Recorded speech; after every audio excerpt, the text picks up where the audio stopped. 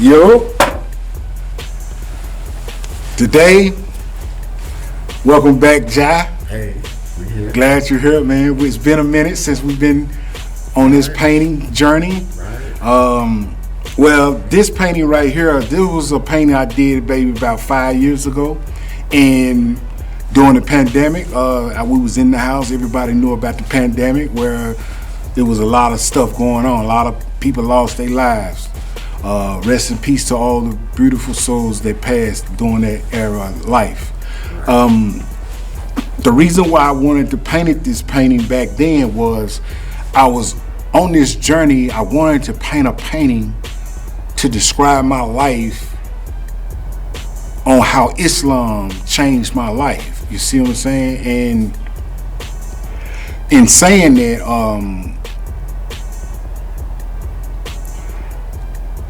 I kind of like sketched out a way that I wanted to create it, but at some point I felt as though it wasn't telling the full story of my life. So I wanted, like I said, the goal was to try to tie in Islam with, in the background you can see the city. I was trying to tie in this worldly life to the spiritual life. You see what I'm saying? And I think to a certain degree I had a great attempt, but I mean, like I said, I didn't master to conquer what I was trying to do. So, like I said, I wanted to create a story painting, a painted movie of my life, so I can break down different eras and different levels of my life. So, in doing so, I had to go back to the drawing board. And in saying that, I wanted to create a much bigger storyboard of my life. So I stopped painting on it, like I said, about 5 years ago. And 3 months ago, I had started this same mission on creating a painting that I feel as though that it breaks down my whole life story. Right. And they connect, right? The connect. Pieces. They connect like Lego pieces. Yeah. So like I said, the other painting that you all will see, it breaks down. You'll see my elevation of art. You'll see the difference between this painting and my painting that I got to show in this episode. You know, so like I said, but I felt as though I put a lot of time. Like I don't know if people that don't know about art, it's a lot of layers on paint on a canvas. So I think like even with just this white, it's probably like 10 layers. I mean, the purple with the, you know, like if you see my other painting, it's gonna have like a purple skies, you know, with the purple dark gray, you know, a lot of like burgundy, red, the Kaaba. You would see the Kaaba. You know, like I said, the cracks, you know, you'll see the cracks in the floor. You know, all that plays a part in my original painting that I executed a couple of weeks ago. So I'm excited to share it with you all. Like I said, there was a good project that I did. It took me a while to really like put it all out there, put a lot of my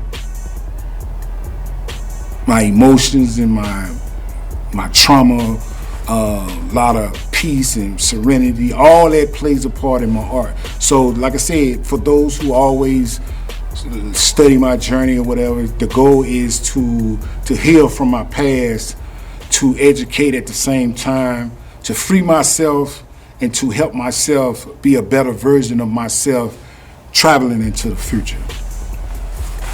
And I feel you did an excellent job here also. You know Yeah?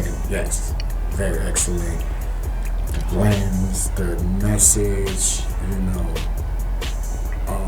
and your signatures that, you know, connects all of these pictures and paintings and, okay, especially the cracking floor, especially the ones that you pointed out, the sky, you understand what I'm saying? The burgundy, the red, you know. Yeah, like I said, I was when I first started this.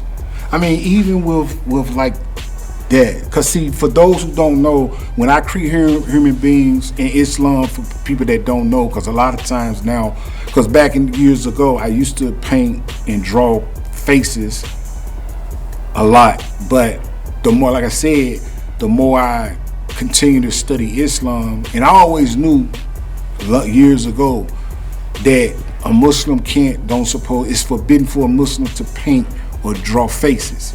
So in saying that, so the people that study my work, they will understand why my paintings or drawing or art don't have faces no more. It's because, like I said, there's a difference between a Muslim and a believer. And a believer follows the ways of Islam. And in order for me to create art, I can't draw faces. Now, in the beginning, it was hard for me to adjust to leaving faces out the picture because, like I said, I made money off drawing celebrities, drawing portraits for a living. So, like I said, I let it go. And so now, like I said, a lot of my art, you will see like the faces. You won't see no eyes, nose, mouths, things like that. But I think that helps out with whatever message, whatever story you're trying to tell, because people are able to connect themselves anywhere. And you know what I'm saying? It's not like, oh, I look like him back then, that could have been me. It's like, that's you right there, because that blank face, it could be anybody. It could be you there. So like I said, this journey of me creating art now as a Muslim, following the right path, you know, I learned to adjust my art in ways to, like you said, the next painting you see of me creating, you will see how I adjust, and I learned to still tell the stories that I want to tell through my art without a face. Right, and I think it worked out for the best, because if you would have rushed out the painting that you did a couple of months ago, you probably wouldn't have had that painting. Yeah. So like I said, this was like a rough draft. This was like a blueprint, or kind of get the feel of where I want to go with the painting, what I want to do with the painting. But like I said, this painting like 5-6 years old. I've been having it, and I said every day I see it, I be like, man, what I'm gonna do with this painting? So I said, you know what I'm gonna do? I'm gonna share it with the world and let them see this painting compared to my latest painting, and let them understand like how I took this concept and elevated to a better concept. I really spin off, but elevated is an even better word to use, because it is an elevation. Yeah. But this painting right here still holds it down. Yeah. Because when you look at the sky over here and you look at the sky over there, we're not looking at the same skies. Yeah, it's like two different worlds. You see what I'm saying? Right, and this is what we would consider clear skies, and that's what we would consider cloudy skies. Yeah. But it's clouds over here too. You know what I'm saying? Yeah, but like I said, the whole thing, the concept was, it was like this worldly life compared to the spiritual life, and how do you combine both? Or how do you live in both? Because you can't live in both. You gotta be, you can live you can be in the world, but you can't be of the world. So that's where my level of Islam is. It's where I have to live amongst this world, but I can't be of the world, far as what they believe, what the things that they do, their desires. See, my desires can't be their desires, even though I used to be a part of that. Like, everything people was doing, I was doing. You know, like, this is what's in now. See, when you study Islam, Islam teaches you that you can't do that. You know, and like I said, it's an ongoing journey, and it's an ongoing battle within my own self as being a Muslim. Because like I said, I grew up from the streets. So a lot of my old habits, old temptations, old behaviors, they there. It just, even when I do something that I used to do, like, you know, it hits me here.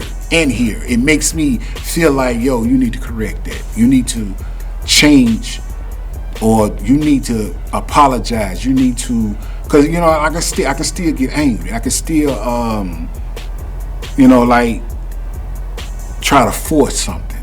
You understand? Like when you, cause see, I'm from that type of environment where a prey get a predator. You see what I'm saying? Or you see what I'm saying? You get them before you get me. You know what I'm saying? Or yeah, survival. You know, always in that survival mode. So it's like those behaviors are still there. So it's like, how do I overcome those? And when they do flare up, be man enough to be able to correct it. You know, change it. Don't do it. You know, don't be greedy. You know, help someone. Reach out to someone. You know, speak to someone. They mean mugging you. Good morning, brother. How you doing? You know, you don't have to mean mug them back. You know, things like that. Because we live in a world where people are angry. You know what I'm saying? People are not having a good day. You know, and you gotta understand. I have to understand that being able to put myself in other people's shoes or world to understand that. You don't fight fire with fire. Yeah, right. So it's like be more humble and more passionate towards people. You know, don't try to look down on people or humiliate people because you're in a better situation or they're in a worse situation. You know, don't look at them because you got a nice car and they walking. You're not better than them. You know, see, them the type of mindsets we think. You know, like, I got a car, you walking. You know what I'm saying? I got Jordans, you got on, you know, Go back to the Willie Lynch. Yeah. So that's what I'm saying. It's like, Islam teaches me to get away from I'm better than you. You see what I'm saying? Yeah, it takes that pride and that ego and that spirit, that evil spirit of I got more money than you. You see what I'm saying? Look at you and look at me. You're not like me. You see what I'm saying? It takes me away from that. You know, look at, you know what I'm saying? Because like I said, you can be up to today and down tomorrow, and that person you looking down on can be up. See, the tables turn. They can turn. And when they turn, don't forget how you was, how arrogant you was, how cocky you was, because you know, life was treating you well at one point. So like I said, I just really wanted to touch base on this painting. Kind of like I said, break down like why I created this painting. And, you know, like I said, and I just want to get y'all prepared to see my latest painting. The latest painting that I got is, like I said, it's amazing. Right. So with that, check out my new painting.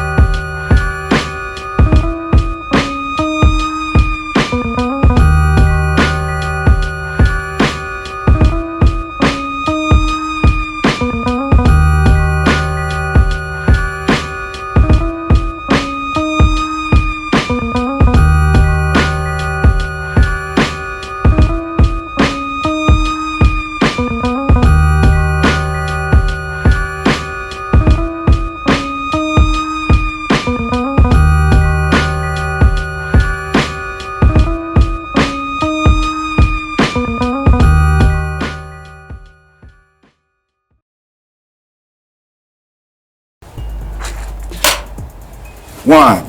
Alright. What it do? What it do? We back. We back on the set. Let them know.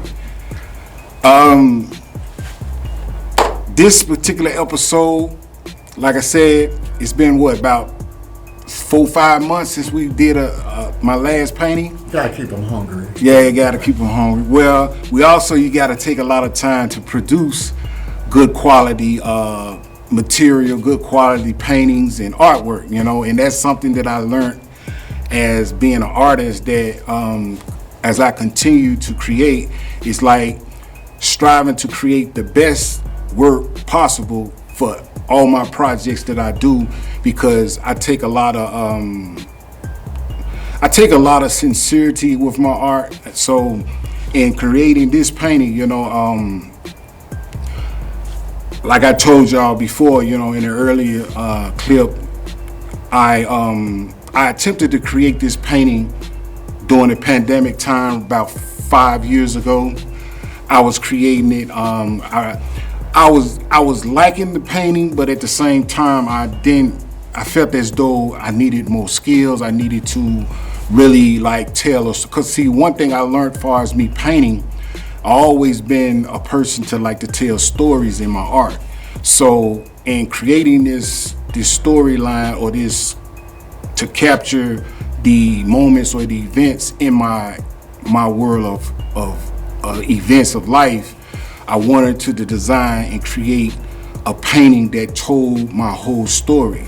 So this particular painting, like I was saying, the first time I attempted to paint this, I felt as though the storyline wasn't all into that painting. So I went back to the drawing board, and 3 months ago, I brainstormed, got a good understanding of how I wanted to tell this story. And for those who always for those who've been following my journey on this art journey, you all know that I tell my story through my art.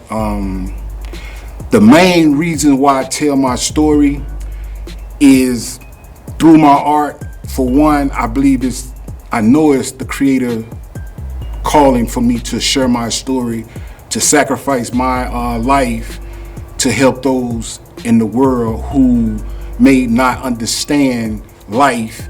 And through my art and through my experience of life, I wanted to have a blueprint for those who's in the streets, coming up in the streets, selling drugs, robbing, stealing, going in and out of incarceration, jails and institutions, people that's on drugs.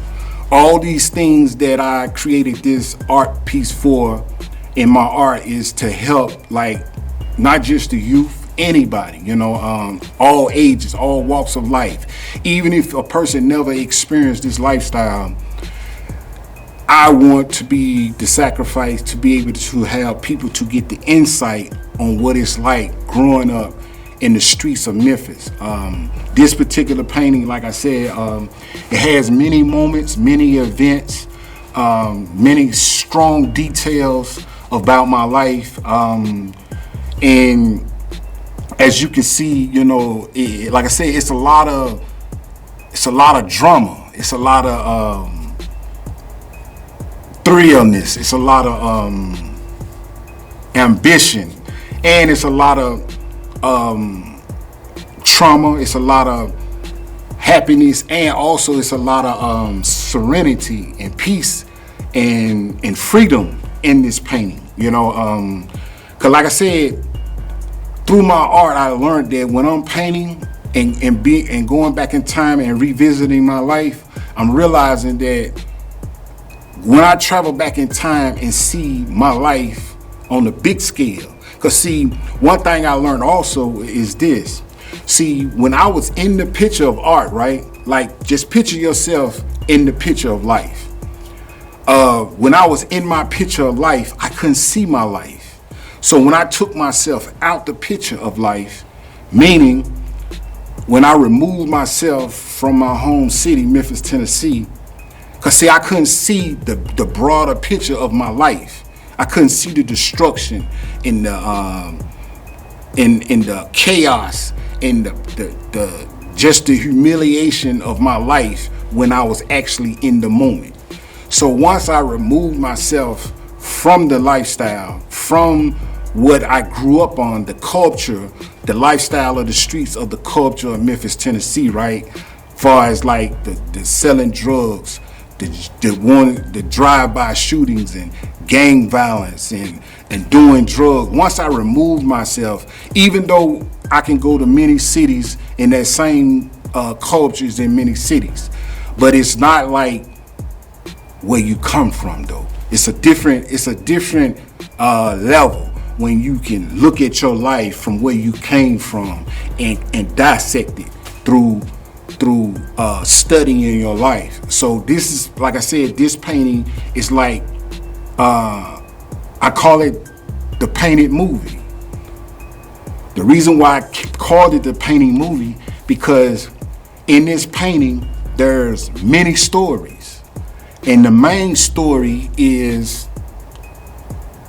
me as a Muslim. As I got older, as I matured and began to seek the Creator, Allah is who I call him. When I began to seek him for guidance and understanding, you can see the maturity in this first frame. You know, a lot of people don't understand why is he holding a baby. And the reason why he's holding a baby is because years ago, when I was in that lifestyle of the streets, I got caught up in the lifestyle of the streets with this woman. And getting caught up in this lifestyle of the streets of this woman, she produced a baby. And producing this baby, before she produced the baby, I got shot. But when she, like, how I'm gonna do it? When she got pregnant, she was messing with me and another man. See, I was incarcerated. So when I came home, I was intimate with her, right? So the reason why I'm using this painting to describe this picture is because the story has never been really told. The story has never been, it was like it's been brushed under the rug. Now, later on in this documentary or this series that I'm producing to produce, I tell the whole story on deep details on how this story came about and the raw, uncut truth about this story. So I just want to brush like the top layers of this picture of this painting of this baby. So like I said, when she got pregnant, she was messing with two dudes, and in the midst of her being pregnant, she didn't know who the baby was. And me finding out that she was intimate with someone else, I cut her off because she was playing the game, you know, playing mind games. So I cut her off, but at the same time, in the midst of her being pregnant, like I said, I came fresh home from jail. I was hustling in the streets, got my money up, I was on point. And in that midst of 9 months, she was, we began to communicate. And 1997 is when she gave birth to this child, right? January 1997, when she had birth to this child. And on her having birth to this child, I remember going over to her home. She called me or something. And now, mind you, I'm in the streets.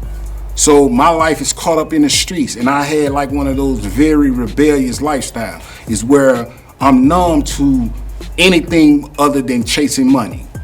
So I remember she called me over to the home. I go over her house.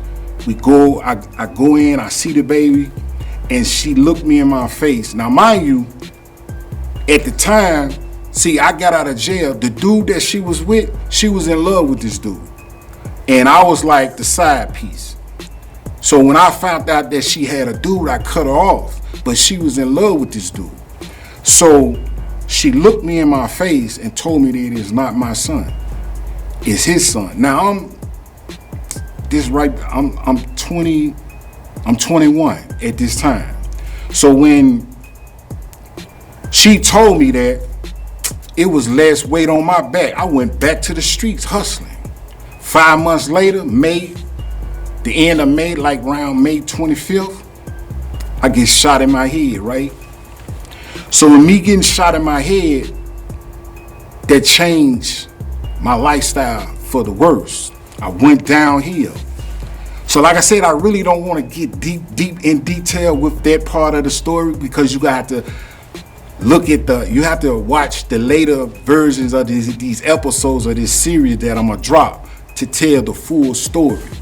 But I wanted to kind of like break down like why this baby is in the picture.